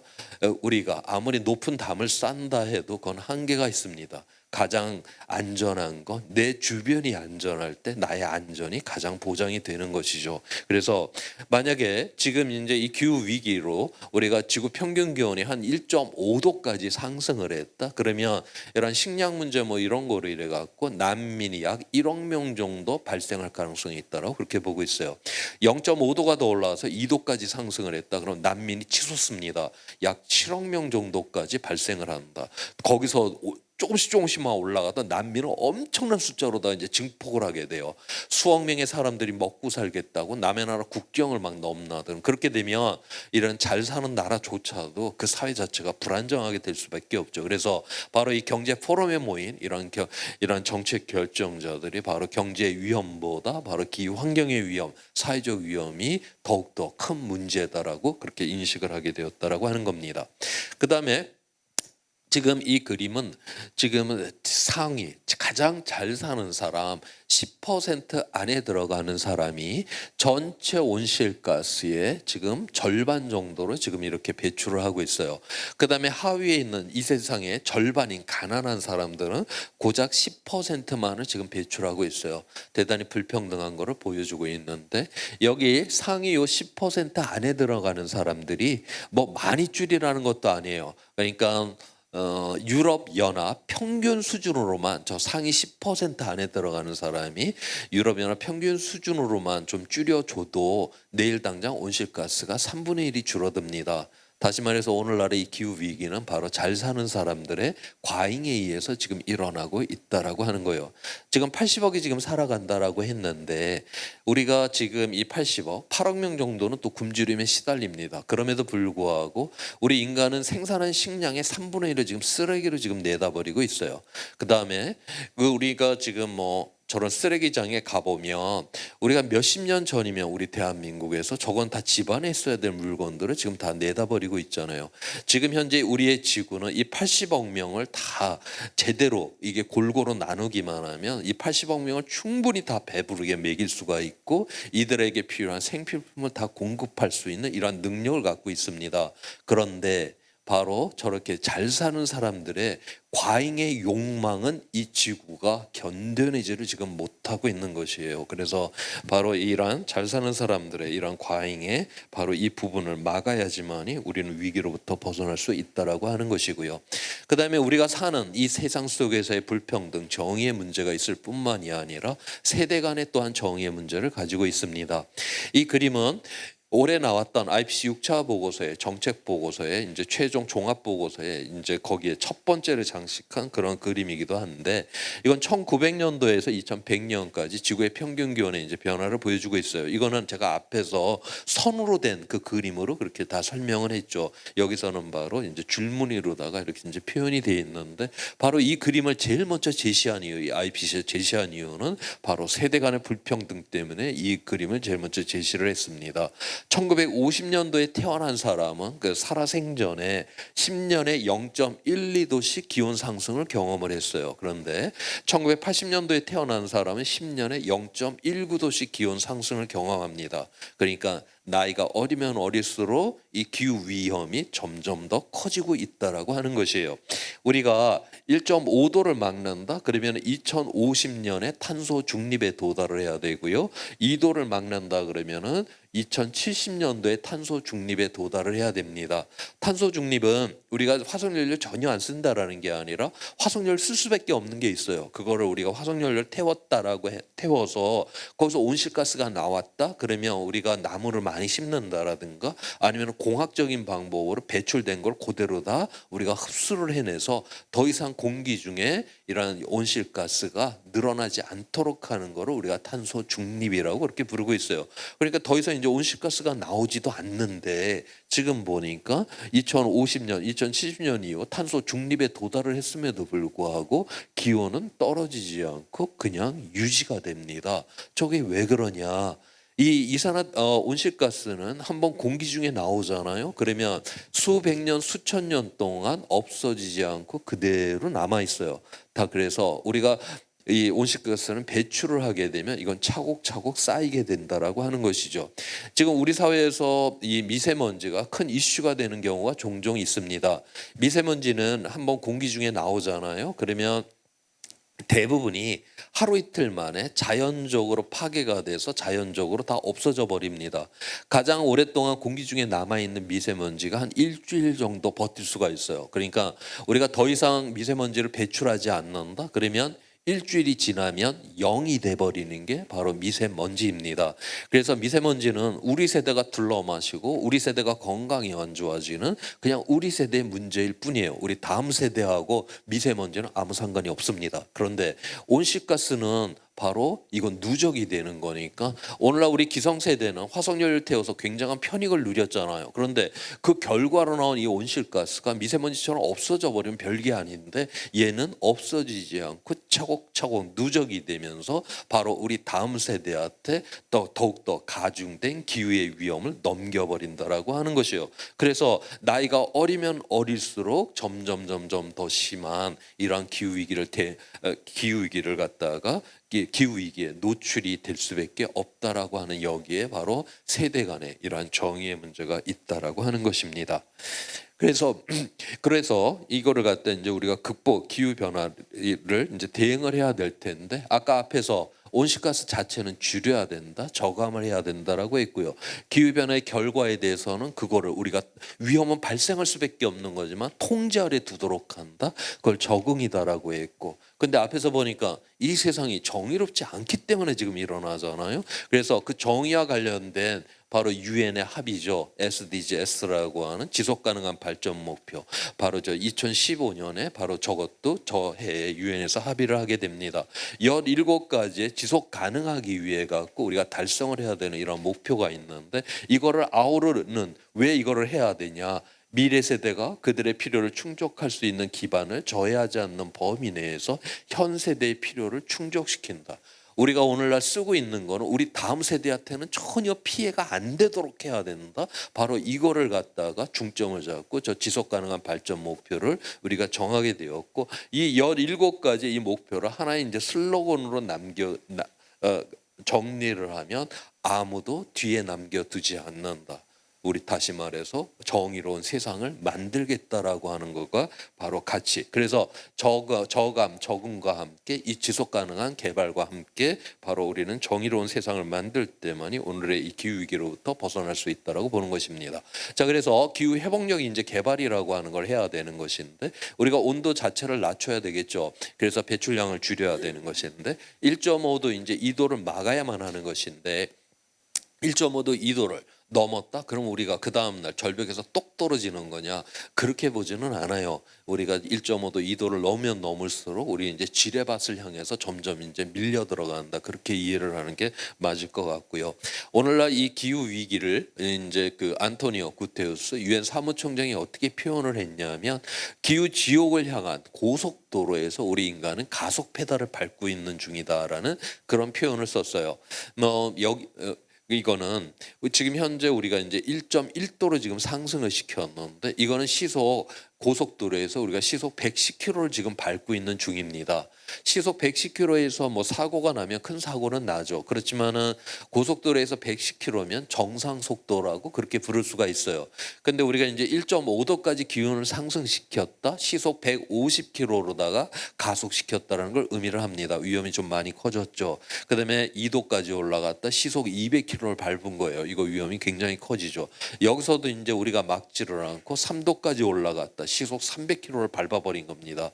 고속도로에서 시속 300km는 곧 죽음을 이제 의미를 하는 그런 속도, 문명의 붕괴를 이제 의미한다라고 했고요. 그다음 우리가 이런 도로에서 시속 한 50km로 달리다가 그거를 가속해서 60km 되고 70km 되었을 때 50km대나 70km대나 그 위험은 그렇게 큰 차이가 없죠. 그런데 우리가 지금 시속 150km를 달리고 있는데 거기서 10km를 가속시켜 160km가 되고 170km가 거기서는 10km, 10km 가속될 때마다 위험이 굉장히 빠르게 이제 증가를 하게 되죠. 지금부터는 0.1도, 0.1도 올라갈 때마다 아마 이 위험이 엄청나게 빠르게 우리 눈앞에 이제 등장을 하기 시작을 할 거다라고 하는 거예요. 그래서 앞으로는 우리가 0.1도, 0.1도 이 하나하나에 거의 필사적으로 지금 막아야만 하는 이러한 상황이 되었다라고 하는 것입니다. 그 다음에 우리가 1.5도, 2도를 막았다라고 해도 이거 시속 150km, 시속 200km예요. 이거 사고 나면 큰 사고 나는 거 아닙니까? 이때는 바로 이 손실과 피해가 불평등이, 제가 앞서 이야기를 했듯이 이 세상이 정의롭지 않기 때문에 바로 주로 가난하고 약한 자들이 이러한 피해를 갖다 거의 독박을 이제 쓰게 될 거다라고 하는 것이고요. 그래서 설사 우리가 2도를 막아냈다라고 해도 2도에서 일어나는 그 기후 위험들이 있어요. 그런데 그 사회가 너무나도 빈곤이 크고 불평등이 크다라고 하면 저 2도에서 일어나는 이 기후의 위험이 그 사회 불안정성을 갖다 더욱더 크게 만들어서 파국적 위험으로 빠지게 할 가능성이 크다라고 보고 있습니다. 그래서 우리가 좀 더 정의로운 세상을 만들어야 한다라고 하는 것이고요. 그 다음 우리가 적응을 한다. 아까 기후변화의 결과에 대해서 적응을 해야 된다라고 했는데 저 적응을 뭐 3도가 올라가고 4도, 5도, 6도가 올라가도 적응을 할 수 있냐? 그렇지 않아요. 우리가 참는 것도 한계라는 게 있다라고 하잖아요. 뭐 애가 칭얼거리고 있는데 엄마가 뭐 어르고 달래고 하는데 그것도 뭐 1시간, 2시간이지 애가 뭐 서너 시간째 계속 뭐 뻗당기고 이러면 엄마도 그 뚜껑이 이제 열려 버리지 않습니까? 바로 그 뚜껑이 열리는 게 바로 지구 평균 기온 상승 2도예요. 자, 저게 왜 뚜껑이 열리는 거냐? 우리가 이제 이 기후 위기가 일어나게 되면 뭐 아까 제가 이야기를 했듯이 그 뭐 포항으로 태풍 지나가면서 포철이 뭐 침수를 당하고 뭐 이러는데 그게 침수 당한 다음에 그냥 냅두면 안 되죠. 다시 복구를 해야 될 거 아닙니까? 앞으로 우리는 이 기후 위기를 통해 갖고 여기저기 막 부서지고 무너지고 막 이런 것들이 여기저기 막 생길 거예요. 그러면 그거를 이제 지나간 다음에 그거를 이제 다시 이제 복구를 해야 되는데 그러면 우리의 세금, 공적 자금을 이제 투입을 해갖고 그런 것들을 복구를 해내야 되겠죠. 우리가 이 공적 자금을 보다 미래에 가치 있는 일에 돈을 쓰는 게 아니라 옛날에 우리가 사용하던 이 시설물들이 부서졌는데 그걸 복구하는 데만 쓰는 거예요. 다시 말해서 우리는 새로운 일을 이제 더 이상 할 수 없고 과거를 그냥 다시 회복하는 데만 우리의 돈을 쓰는 이러한 상황이 된다라고 하는 거죠. 여기에서 2도 이상까지 이렇게 올라가 버렸다. 이제부터는 너무나 많이 여기저기서 부서지는 게 많아갖고 복구 자체가 완벽하게 되지 않을 거다라고 하는 거예요. 그러니까 옛날에 쓰던 우리 시설물들이 있었는데 그게 복구가 안 돼서 못 쓰게 되죠. 다시 말해서 2도 이상이 되기 시작을 하면 우리의 문명이 조금씩 이제 쪼그라들기 시작을 하게 될 거다. 그래서 한 3도까지 올라가게 되면 바로 이제 문명의 붕괴, 이렇게 됐을 때는 이 손실과 피해가 보편적, 부자 나라 가난한 나라, 부자 가난한 자 할 것 없이 다 무너져 버리고 다 엄청난 피해를 보는 바로 문명의 붕괴로 가게 될 거다라고 보고 있어요. 그래서 우리가 이 위험 자체는 줄이기 위해서 온도를 낮추기 위해서 노력을 해야 되고 보다 정의로운 사회를 만들어서 우리가 함께하는 사회를 만들어서 위험을 낮추고 그래야지만 이제 기후 회복력 있는 이러한 미래로 갈 수 있다라고 보는 것입니다. 그래서 우리가 앞으로 이 기후 변화와 관련돼서 앞으로 우리 인류가 선택을 할 수 있는 수많은 이러한 길들이 있어요. 우리가 맨 위쪽에 있는 거는 이제 지속 가능한 이러한 미래로 가는 길이고요. 이 아래쪽은 전혀 기후 회복력 있는 이러한 것 정책들을 하지를 않아서 파국의 위험으로 빠지는 경우를 이제 나타내고 있습니다. 여기에서 이제 중요한 게 바로 2030년이에요. 우리가 2030년까지 전혀 기후 회복과 관련이 반대되는 이런 극단적으로 다 기후 위기를 대응을 하지 않는 이러한 정책만을 갖다가 해갖고 2030년에 도달을 했다. 이 자리에서는 이 지속 가능한 미래로 갈 수 있는 길이 다 이제 끊어져 있다라고 하는 거예요. 그래서 이번에 IPCC 6차 보고서에서 바로 결론적으로 이야기를 하는 거는 앞으로 10년 동안의 우리의 인류의 선택이 그 후 수백 년 수천 년의 인류의 지속 가능성을 결정한다라고 하면서 그러한 지속 가능한 이러한 창문이 지금 빠르게 지금 닫히고 있다. 우리가 2030년 이내에 빨리 지금 새로운 그런 어떤 선택을 지금 해야만 하는 굉장히 인류사적으로 중요한 시점이라는 것을 강조를 하면서 IPCC 6차 보고서가 이제 마무리를 하게 됩니다. 자, 그래서 우리가 여기로부터 이제 벗어나기 위해서 담대한 이제 전환이라고 하는 걸 해야 되는 것인데요. 지구라고 하는 거 물질로 유한하죠. 그렇기 때문에 우리 인간이 만드는 세상은 바로 이 지구의 이 물질적 유한성을 절대로 넘어서는 안 되는 요 안에다가만 우리는 이제 만들 수가 있다라고 하는 것이고요. 그다음에 이 지구, 이 물질적으로 유한한 이 지구에서 우주에서 들어오는 거는 이 햇빛 하나밖에 없습니다. 우리가 이 햇빛을 갖고 광합성을 해갖고 이 생태계가 풍요롭게 되고 그 풍요로운 그 생태계에 의존을 해서 80억이 밥 먹고 살고 있는 것이 바로 이제 이 지구이죠. 그런데 이 햇빛은 에너지예요. 에너지가 들어오기만 하고 나가지를 않는다. 그러면 지구는 지그지글 끓게 돼 있습니다. 그래서 햇빛으로 들어온 에너지만큼은 그대로 우주로 다 빠져나가 줘야 되는데 바로 우리 인간들이 배출한 이 온실가스가 지금 우주로 나가는 열을 못 나가게 지금 잡는 거예요. 지금 히로시마 원자폭탄이 1초에 5개가 터진 에너지가 바로 인간이 배출한 온실가스에 의해서 우주로 가지 못하고 지금 지구에 잡힙니다. 하루로 따지면 약 43만 개의 원자폭탄이 터진 그 열이 우주로 가지 지금 못하고 있어요. 그다음에 온실가스는 없어지는 게 아니라고 했잖아요. 그러니까 매일같이 지금 43만 개 원자폭탄이 터진 열이 차곡차곡 쌓여서 지금 지구 가열이 일어나고 그로 인해서 바로 기후 위기가 지금 일어나고 있다라고 하는 것이죠. 왜 우리는 이러한 세상을 만들어냈냐? 지구는 이 물질적으로 유한하기 때문에 이 안에서 에너지, 그다음에 물질은 이 안에서 이렇게 순환이 돼야 돼요. 그런데 우리가 만든 세상은 보면 자원과 에너지를 끊임없이 고갈시키죠. 그다음에 온실가스 오염먼지 쓰레기는 계속 쌓아두죠. 우리 인간이 만든 세상은 순환되는 세상이 아니잖아요. 한쪽은 고갈시키고 한쪽은 쌓아두는 이러한 불균형을 일으키는 이러한 세상을 지금 만들어 버렸습니다. 자연은 이러한 불균형을 그대로 두지 않아요. 자연은 불균형을 반드시 붕괴시킨다. 이게 자연의 법칙입니다. 지금 우리가 만든 세상은 너무나도 이 불균형이 이제 커져갖고 곧 무너지게 됐다. 그거를 제가 앞에서 바로 오늘날 지구의 위기다라고 그렇게 이야기를 했어요. 그다음에 우리의 사회라고 하는 거, 우리는 학교 다닐 때부터 경쟁에 엄청나게 시달렸고 사회를 나와서도 엄청나게 경쟁에 시달리죠. 그래서 내 옆에 있는 나의 동료를 내가 이기지를 못하면, 경쟁에서 이기지 못하면 나는 불행해진다라고 하는 이런 불안감이 우리의 삶을 더욱더 치열하게 만듭니다. 왜 이런 세상 만들어냈냐? 우리 이거 잘 살아보세요. 그거 한다고 사회 효율 시스템 높이겠다라고 이렇게 무지막지한 경쟁 시스템 만들어 놓고 다 여기 찡겨 들어가갖고 지금 헉헉대면서 하는 게 바로 이제 대한민국이 되었다라고 하는 거죠. 이렇게 우리의 지구의 환경을 때려 부수고 우리의 공동체를 때려 부수는 이게 어떻게 지속 가능할 수가 있습니까? 이제 더 이상 지속 가능할 수가 없다라고 하는 이러한 상황에까지 우리는 도달을 한 것이고요. 그래서 여기에서 우리는 담대한 전환, 바로 이제 자원은 순환이 되고 에너지는 재생이 되는 바로 이러한 새로운 세상을 만들어야 되고 우리의 사회, 우리의 공동체, 우리가 함께 산다라고 하는 거, 내 동료의 머리 위에 올라타려고 우리가 함께 사는 게 아니잖아요. 우리는 서로 돌보고 베푼다라고 하는 이러한 공동체의 가치를 실현하는 지금과는 전혀 다른 바로 이러한 새로운 세상을 만들 때만이 우리는 풍요롭고 지속 가능한 미래로 갈 수 있다라고 보고 있어요. 지금 제가 이야기를 한 거는 하나의 이러한 철학이라든가 어떤 담론을 넘어서 이미 정책으로 지금 사용들이 되기 시작을 했습니다. 아직까지 정부 단위까지는 가지는 않았는데요. 서유럽의 몇몇 도시들이 바로 이 모델에 의해 갖고 지금 도시를 재구성을 해요. 그거를 도넛 모델이라고 그렇게 이제 부르고 있습니다.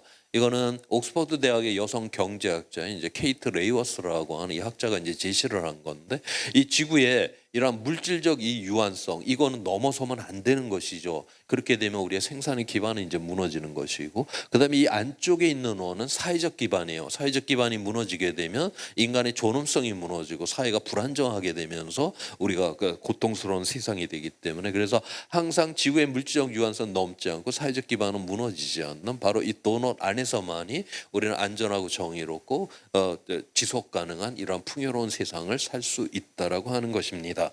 그래서 이러한 모델들로다가 이제 도시들이 재구성이 되는 이러한 작업들이 되고 있는 것이고요. 저거를 그런데 이러한 담대한 전환을 우리가 뭐 수십 년, 뭐 100년 이러한 시간 단위에서 우리가 해결을 해야 되는 게 아니라 지금 2030년까지 지금 인류는 여기에 대해서 근본적인 지금 이 방향의 전환을 해야만 한다라고 하는 거죠. 굉장히 시간이 짧습니다. 과연 이게 이제 가능할까? 바로 이제 그 질문을 이제 던지는 것인데, 이거 우리 인류의 역사를 보게 되면 이렇게 짧은 이러한 시간 안에 이 위기를 갖다 극복했던 경우가 있었어요. 가장 대표적인 경우가 바로 미국의 2차 대전 참전입니다. 미국이 2차 대전이 한참 이제 일어난 다음에 좀 뒤늦게 참전 선언을 하죠. 미국이 참전 선언을 하기 전날까지만 해도 포드 자동차에서 승용차가 생산이 되었고 영업 활동까지 했다라고 해요. 근데 이제 참전 선언을 했는데 한가하게 승용차 만들 수는 없죠. 전쟁용 차량이 이제 쏟아져 나와야 되는 바로 전시 산업 전환을 이제 해야만 합니다. 전시 산업은 이런 공업뿐만이 아니라 뭐 식품 산업부터 해갖고 이런 사소한 경공업도 다 이거를 전시 산업으로 싹 다 바꿔냅니다. 무슨 뭐 청소기 필터를 만들었던 회사 화생방 필터를 만드는 회사로 바뀌어버리고, 란제리를 만들었던 회사는 위장막 회사로 바뀌어버리고, 이런 게 이제 전시 산업 전환이에요. 미국이 이 전시 산업 전환을 하는데 뭐 10년 20년 걸리지 않습니다. 1, 2년 만에 그들이 갖고 있던 모든 산업을 전시 산업으로 싹 다 바꿔내요. 그다음에 1940년 전에 여성이 중화학공업의 노동자로 일한다, 여자가 쇠를 깎아, 뭔 그런 게 어딨어, 뭐 이런 사회였었어요. 그런데 전쟁이 나니까 이제 노동자들이 다 전선을 빠져나가고 그 자리를 바로 여성 노동자들이 들어가서 바로 이제 비행기 만들고 탱크 만들고 이제 포탄을 만들었다라고 하는 거죠. 다시 말해서 여자도 쇠를 깎을 수 있는 이러한 세상이 되었다라고 하는 거예요. 그래서 우리 인간은 이 위기로 이제 인식을 하고 그 공동체가 함께 극복하겠다라고 하는 이러한 연대 의식만 있으면 저렇게 1년 만에 산업도 싹 다 바꿔내고 그전에는 생각하지도 못했던 사회도 바꿔내는 존재가 바로 우리 인간이다라고 하는 것을 미국의 2차 대전 참전이 바로 우리에게 알려주는 것입니다. 자, 그래서 오늘날의 이 위기 자체를 갖다가 전쟁이다, 이 기후 위기를 그렇게 생각하고 우리가 모두가 그렇게 내달려 가면, 앞서 우리가 돈 없고 기술 없어서의 문제는 아니다라고 이야기를 했잖아요. 우리 인간이 만든 문제이기 때문에 이거 다 해결할 수 있는 문제예요. 바로 우리는 이런 새로운 세상에 대한 열망으로 연대만 하게 되면 이건 다 해결을 할 수 있는 것인데, 자, 그렇게 해서 2050년에 우리가 탄소 중립에 도달을 했다라고 한번 생각을 해봐요. 그 세상이 어떤 세상일까 하나의 일면을 한번 보도록 하겠습니다. 이거는 암스테르담, 앞서 제가 이제 도넛 모델로 그 서유럽의 주요 도시들이 그런 이제 새로운 도시들을 구성을 한다라고 했는데, 가장 대표적인 그 도넛 모델의 도시가 바로 저 암스테르담이에요. 저 암스테르담에 같은 지점을 1971년도와 2020년도에 찍은 사진입니다. 1971년도에는 자동차가 꽉 차 있죠. 그 다음에 미세먼지가 꽉 차 있는 바로 우리의 도시의 모습하고 상당히 비슷하죠. 그런데 오늘날 봤더니 저 도로에는 바로 자전거가 달리는 굉장히 인간 친화적이고 굉장히 환경 친화적인 이러한 이제 상황 속에서 지금 살아가고 있어요. 지금 서유럽의 주요 도시에서, 도심부에서 교통 분담률의 거의 절반을 지금 자전거가 차지를 하고 있습니다. 서유럽 사람들은 그렇게 인류애가 넘치는 사람들이라서 차도 안 타고 저렇게 자전거 타고 돌아다닐까? 지금 거기에 대해서 실제로 그 코펜하겐시에서 설문 조사를 한번 했습니다. 자전거 타고 다니는 사람들한테 당신은 왜 자전거 타고 출퇴근을 합니까? 거기에 뭐 기후위기를 대응하기 위해, 환경을 보호하기 위해 이러한 설문이 있었대요. 그런데 거기에 체크한 사람이 그닥 많지 않았다라고 합니다. 어디에다 체크를 했냐? 빠르고 편리하니까. 이렇게 자전거 도로가 완벽하게 돼 있다. 그럼 우리가 천천히 타고 가도 1시간이면은 10km 이상을 갑니다. 그 다음에 서유럽의 이 주요 도심부에서 보면은 이 차를 갖다가 시속 30km 이상을 못 가게 다 이렇게 묶어 놓고 있잖아요. 그러다 보니까 차라리 자전거 타고 다니는 게 훨씬 더 편하게끔 시스템 자체가 자전거를 또 타게끔 그렇게 만들어 놨다라고 하는 것이죠. 지금 우리나라 뭐 정부에서 하는 일, 이 기후위기와 대응해서 하는 일은 굉장히 착한 소비자 운동을 굉장히 많이 하죠. 뭐 텀블러 들고 다니자, 에너지 적게 쓰자, 뭐 일회용품 쓰지 말자, 대단히 중요해요. 우리가 자기의 공동체를 위해 갖고 뭔가 자기의 불편을 감수한다라고 하는 거, 이건 대단히 귀한 마음들입니다. 근데 우리가 그냥 그렇게만 한다라고 하면 이건 그냥 착한 사람으로 끝나요. 오늘날 기후 위기는 착한 사람으로 이거 안 됩니다. 이거는 세상을 바꿔야 되는 문제거든요. 그다음에 제가 읽었던 역사책에서 모든 사람이 착해져 갖고 세상이 좋아졌더라. 저는 그런 역사를 읽어본 적이 없어요. 시스템이 좋아져 갖고 이 세상이 좀 더 나아졌지. 이 세상의 모든 사람이 선해진다? 이거 저는 선해진다라고 하면 모두가 다 성인이 되어버렸다. 이미 천국이 됐는데 뭔 놈의 이 세상에 문제가 있고 고민할 게 뭐가 있습니까? 다 희생하고 다 그럴 텐데, 다 우리는 이기적인 인간이고 문제가 많고 자기 모순적인 인간, 이러한 인간들이 모였지만 그래도 시스템을 좋은 거를 하나하나 만들면 더 나은 세상이 될 수가 있다라고 하는 것이죠. 그래서 바로 우리 이 기후위기를 대응한다라고 하는 거는 바로 우리의 정치와 우리의 행정이 우리가 착해서가 아니라 우리가 저렇게 사는 게 더 빠르고 편리하고 좋은 이러한 거를 갖다가 만들으라고 우리는 이제 정치와 행정을 향해서 시민들이 요구를 하고 저러한 세상을 쟁취를 해낼 때만이 우리는 기후위기로부터 벗어날 수 있다라고 하는 거예요. 이와 관련된 하나의 논문의 결과를 하나 소개시켜 드리고자 합니다. 우리가 공유지, 그러니까 우리가 뭐 저수지의 물이라든가 공기라든가 바다라든가 숲이라든가 이건 우리 모두의 자산 아니에요. 여기 이거를 다음 세대하고 어떻게 나눌 것이냐라고 하는 이러한 실험을 하버드 대학과 이제 예일 대학의 이제 연합 연구팀이 이제 실험을 해본 것입니다. 이게 저수지가 있어요. 이제 이 시뮬레이션의 이제 실험인데 거기 참여한 사람들을 갖고 이 저수지가 있는데 이거를 다음 세대와 얼만큼 나눌 것이냐라고 하는 거를 각자가 이제 알아서 선택을 하게끔 그렇게 했습니다. 그랬을 때 지금 68%의 사람들은 그래도 내 몫을 갖다가 내가 쓸 수 있는 몫이에요. 그렇지만은 다음 세대를 위해서 이건 띄어놔야지 하는 사람이 68%였대요. 그다음에 32% 사람은 아니 내 몫 그냥 내가 다 쓰는 게 훨씬 더 뭐 또 편하고 더 좋지. 그래서 다음 세대를 전혀 고려하지 않고 그냥 자기 세대에 다 써버렸다라고 합니다.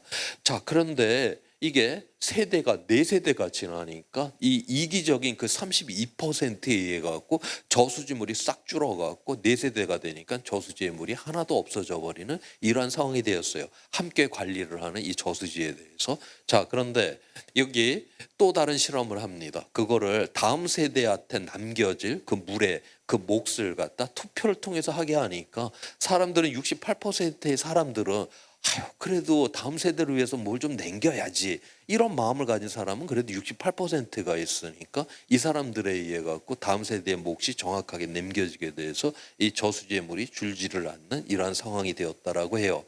여기서 이건 네이처라고 하는 우리 자연과학에서는 가장 권위 있는 이 논문인데 이 논문에서 이제 이런 결과를 제시하고 거기 이 논문의 가장 마지막에 있는 문장입니다.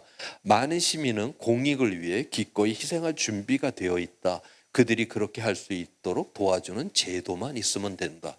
우리 인간들은 아무리 뭐 이기적이고 뭐 어쩌고 저쩌고 해도 그래도 내 주변에 어려운 사람이 있으면 좀 남겨줬으면, 그다음에 우리 다음 세대를 위해서도 내 몫에 좀 이건 좀 남겨야 되지 않아? 이러한 마음들을 갖고 있다라고 하는 거예요. 그런데 그냥 그 마음만 이게 제도로다가 이게 만들어지질 않으면 결국 이기적인 사람에 의해서 다 이 세상은 박살이 나고 끝난다라고 하는 것이죠. 그래서 궁극적으로 이러한 이타적인 마음 사람들이 더 많은데 그 마음들을 모아낼 수 있는 바로 제도를 만들 때만이 우리는 이러한 위기를 벗어나고 더 나은 세상으로 갈 수 있다라고 하는 이러한 논문이기도 합니다. 그래서 바로 오늘날 기후 위기를 우리가 극복한다라고 하는 거는 바로 우리가 착한 소비자 운동을 넘어서 바로 제도를 바꿔내는, 바로 우리의 시스템 정치와 행정이 이러한 좋은 제도를 만들도록 우리가 압박하는 여기까지 가야지만이 우리는 기후 위기로부터 벗어나고 더 나은 세상을 살 수 있다라고 하는 거예요. 마지막입니다. 이거는 제가 이제 오늘 누누이 이제 계속 반복적으로 이야기를 했던 IPCC 6차 종합 보고서 정책 보고서 올해 나왔던 마지막 보고서의 표지를 지금 보여드리고 있어요. 여기 지금 사진이 하나, 이 표지 사진이 있잖아요. 이게 바로 우리 대한민국입니다. 대한민국 어디냐면 저 구례 쪽에서 이 새벽녘에 이제 찍은 사진이다라고 해요. 이게 새벽에 찍었으니까 안개가 이렇게 껴 있잖아요. 그래서 뭔가 우리가 가려고 하는 이 길이 뭔가 좀 흐릿한 이러한 상황에 좀 있죠. 그렇다라고 해갖고 깜깜해갖고 앞이 아무것도 안 보이는 이런 세상은 아니죠. 저 안개 속에서도 우리가 가야 되는 그런 윤곽선이 보이고 저 불빛은 그대로 남아 있습니다. 아직까지 우리는 기후위기를 대응할 수 있는 이 희망이 아직도 있다라고 하는 거를 제시하는 그런 사진이기 때문에 이번에 IPCC 6차 보고서의 마지막 그 표지의 사진으로 우리 구례에서 찍은 사진을 여기에 이제 올렸다라고 그렇게 해요. 우리가 인간의 역사라고 하는 것이 항상 보면은 이런 이제 어려움, 이런 위기 속에서 이걸 도약을 하는 과정, 그걸 극복하는 과정에서 우리의 인간의 역사는 하나하나 도약을 했던 게 바로 우리의 인간의 역사죠. 우리는 그 불이 나게 되면 달리기 시합 때보다 훨씬 빨리 뛰지 않습니까? 이러한 위기는 바로 우리를 도약하게 하는 이러한 힘이 된다라고 하는 거예요. 2차 대전 때 그 독일의 히틀러가 영국의 그 공습, 런던 공습, 그냥 폭격기 공습을 엄청나게 했죠. 히틀러는 어떻게 생각을 했냐면 이렇게 공습을 막 하면 사람들이 두려움에 떨어가고 금방 항복을 할 것이다라고 그렇게 생각을 했다라고 해요. 그런데 영국의 그 런던의 시민들은 그 폭격이 옆에서 포탄이 떨어지는데 그때 오히려 서로를 돌보고 서로를 도와주려고 하고 서로 질서를 잡으려 그 포탄이 떨어지는 상황 속에서 인간은 바로 이 기후위기라고 하는 이것이 우리를 두려움에 떠는 것게도 할 수가 있지만 바로 인간의 이러한 어려움 속에서 바로 서로를 갖다가 이러한 연대를 더욱더 튼튼히 만들어내는 이러한 역할도 한다라고 하는 것이죠. 그래서 오늘날 이 기후위기를 우리가 두려움에서 주저앉는 것이 아니라 바로 우리가 이걸 하나의 연대의 그러한 근거로 삼고 새로운 세상에 그러한 도약으로 가고자 하는 거기에 바로 우리의 희망이 있지 않을까 저는 그렇게 믿고 있습니다. 긴 시간 잘 들어주셔서 고맙습니다.